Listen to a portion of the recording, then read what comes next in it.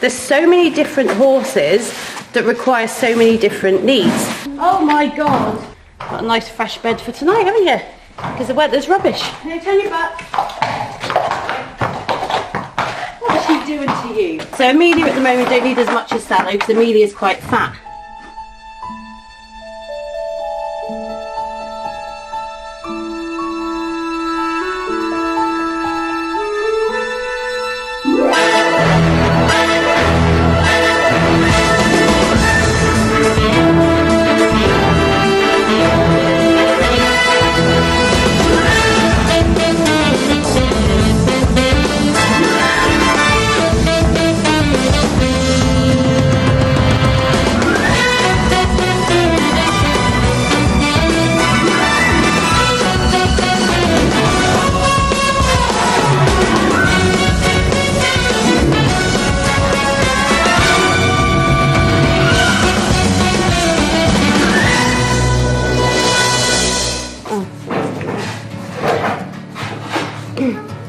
So we're going to take Sallow out, so it's all good owning your own horses and riding them and having lots of fun.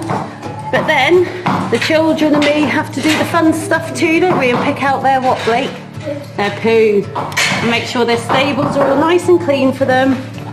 So they're looked after. Got a nice fresh bed for tonight, haven't you? Because the weather's rubbish. Right, ready kids?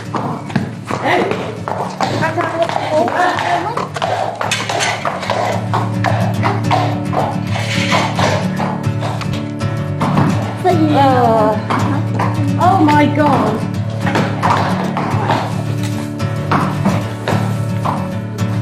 Amelia, turn your butt away. There's all poo hay. Wee hay. No. Get a bath. I will. Definitely have enough. You'll need a bath after that. Make sure you get all the little bits of poo up. This is the fun part, isn't it, kids? Yeah. Who likes picking up poo? Not you. You don't like picking up the poo? Yeah, pick up with your hands. No. Got a poo fight. No. So we've got Fallow, she eats 3 of these hay nets a day because she's a big horse. And at night she has 3 again, so when she's in, she eats a lot.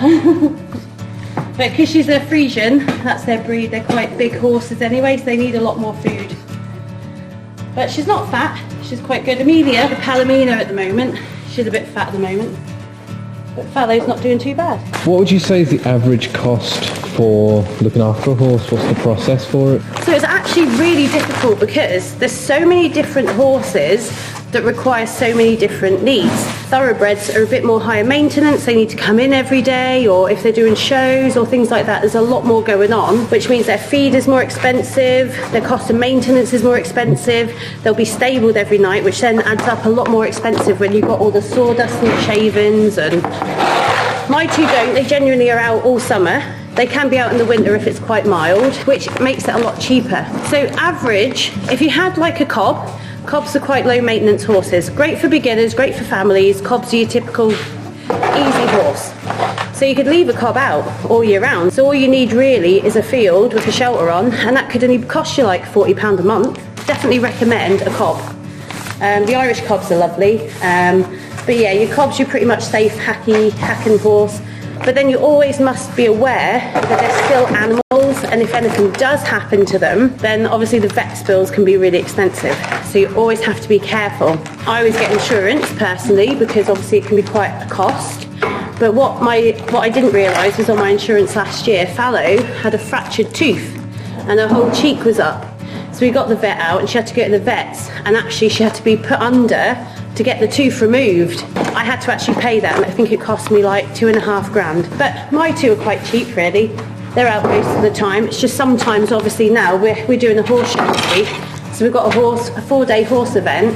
So they need to have thick beds. So they've got quite nice beds to come into. I spoil my horses a little bit. This week we're having to put 3 bags of shavings in and 2 bags of wood chippings in. So they've got a couple of acres in their field, which is perfect for them too. They don't need any more because the grass is coming up now and Amelia's fat. Dustin Fallow, to say I'm in charge.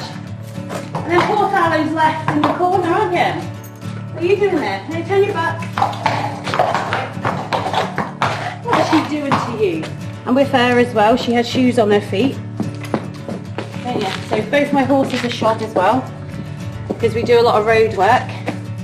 So when you're maintaining your horse, you have to also look after their health. You have to maintain their feet. You have to look after whatever problems or issues they've got. You have to muck them out. Go on. So this is Amelia showing her dominant side to Thallo. And she gets jealous. They both get very jealous. I know, I'm here, it's okay. Horses, if they do a lot of road work, the road surface can make their feet smaller and shorter, so their hooves get a lot shorter.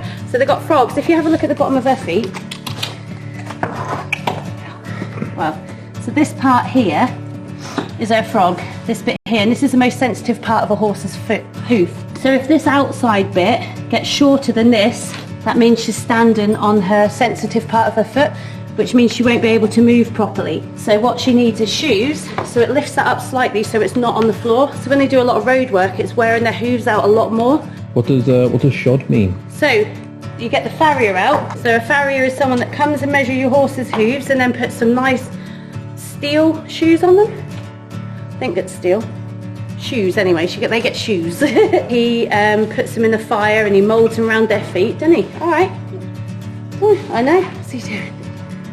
Thanks for licking me, as much as I like being licked. And then he'll burn them onto their feet to get the size and to mould the shoe. And then he bashes them on with nails. It doesn't hurt the horse, they've got no feeling in that. It doesn't hurt, but they have to be maintained. So it's always important as well, you've got to groom your horse, pick out their feet, which we're going to do now. Then you've got to get them shod, get them medical checked and injections every year, as well as all the fun stuff. So you might only be riding for an hour a day, but it does take you about 3 hours to do the rest of the stuff every day. So it's all well and good owning your own horse, but they do take a lot of time and care. Horses are really sensitive, and my two horses are really sensitive. I'm here though, I'm here. I know. I actually get in the mood. So sometimes with my job, I have to go away for a couple of weeks at a time. And when I get back, Amelia's that sensitive, she'll turn her bum on me and she won't let me come near her until I scratch her bum and then she'll come near me. But she's also very clever. Look what she's trying to do now. She'll pull her lead rope and try and get off as well.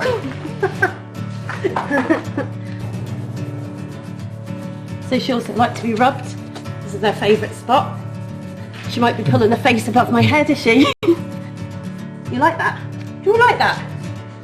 So yeah, they like to be groomed and they like a lot of fuss and attention. Ears scrunged. It's about bonding with your horse too. And it's getting to know your horse as well. Anyway, we've got to go back and finish mucking out Fallow's stable. Right, let's get, have you got Amelia's bridle? Come on then. Bring it down. You do it, right? Yeah. Oh, the boss is doing that, aren't you? Right, I wonder if I've got my...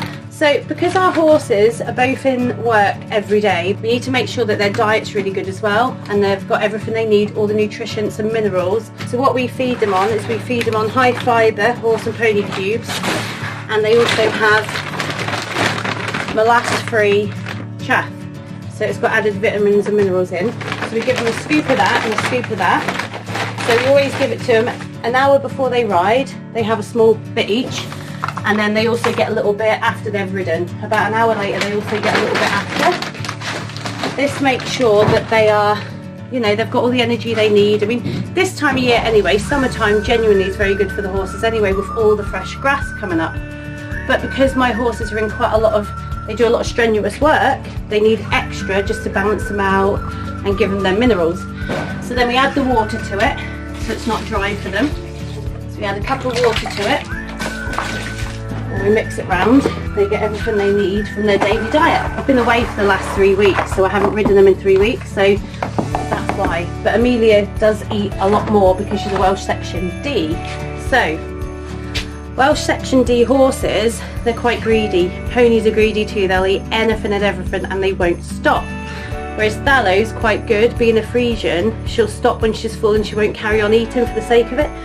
But Amelia's another story.